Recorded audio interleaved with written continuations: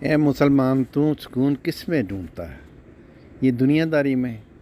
یہ دنیا داری تو دیکھو نا، یہ اگر صحیح دنیا داری ہے تو چلو پھر بھی آپ کو کا بھلا ہو جائے گا۔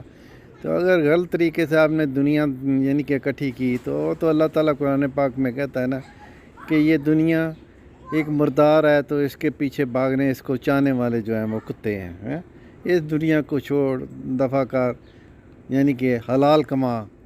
حلال کمانے میں یعنی کہ سب سے بہتر ہے، حلال کمائے گا، آگے اس کا مصرف ہی جو ہے وہ بھی حلال ہوگا، تو آپ اس جہان میں بھی سرخرو اور آخرت بھی آپ کی بڑی اچھی۔